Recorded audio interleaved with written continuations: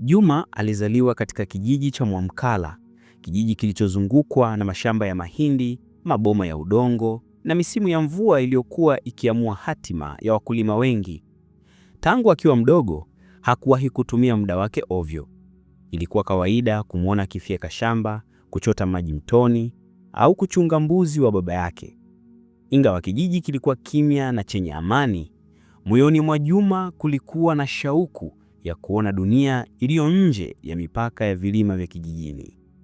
Kwa miaka mingi, Juma alisikia hadithi za vijana waliotoka kijijini, wakaenda mijini, wakarudi na mafanikio, baadhi wakijenga nyumba, wengine wakileta biashara mpya, na wachache wakibadilisha maisha ya familia zao kabisa.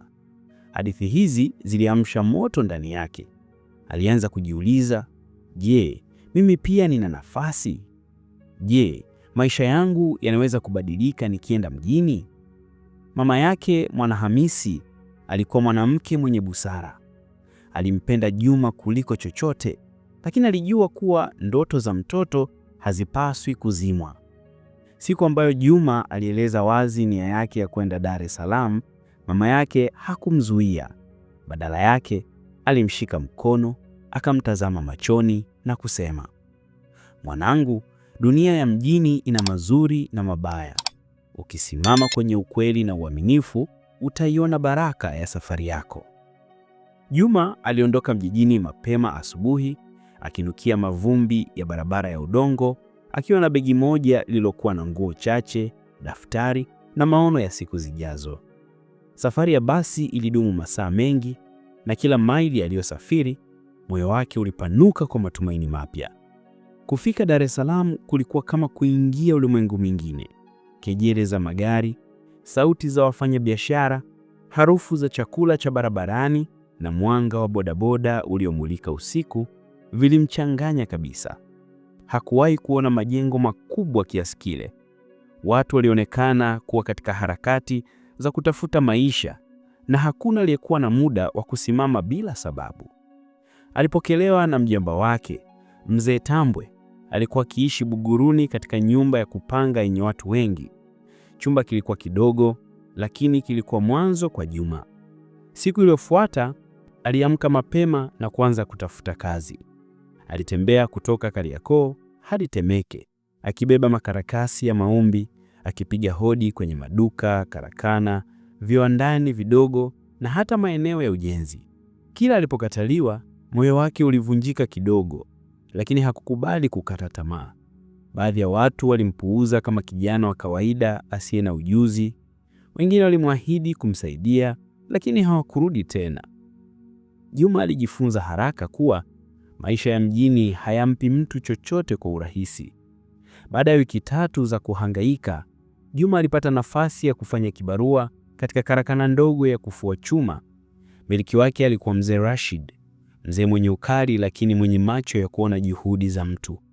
Siku ya kwanza Juma alifanya makosa mengi, akichoma chuma vibaya, akishindwa kupima vipimo sahihi, na wakati mwingine kuungua mikono kutokana na moto.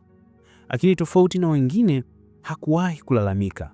Badala yake, alikuwa akiuliza maswali na kujitolea kukaa hata baada ya muda wa kazi kumalizika ili kujifunza zaidi. Polepole akawa mzoefu. Alijua namna ya kushikilia vifaa, kusoma vipimo na kufahamu wapi nguvu inahitajika na wapi busara inahitajika. Wateja walimpenda tabasamu lake na usikivu wake. Mzee Rashid alianza kumchukulia kama mtoto. Lakini maisha hayakuwa rahisi kila siku. Gharama za kuishi mjini zilikuwa kubwa. Wakati mwingine Juma alilazimika kula ugali na mboga ya majani kwa siku nzima. Wakati mwingine alihudhuria kazini akiwa hana nauli ya kurudi. Lakini ndani ya moyo wake aliendelea kuamini kuwa safari yake ilikuwa ya maana. Hali ilibadilika ghafla pale karakana ilipoibiwa usiku moja. Majambazi walivunja mlango wa nyuma na kuiba baadhi ya vifaa muhimu. Biashara ikaanza kuyumba na Mzee Rashid alilazimika kupunguza wafanyakazi. Juma alihofia kila siku kwamba jina lake lingekuwa kwenye listari ya kuachishwa kazi.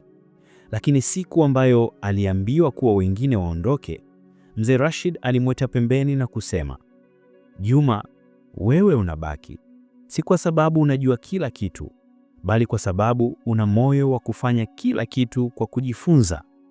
Maneno hayo yalimbadilisha. Alijitupa kazini kwa nguvu mpya. Aliamua kufanya kazi mara 2 ya uwezo wake ili kuhakikisha karakana inarudi kwenye hali yake ya kawaida.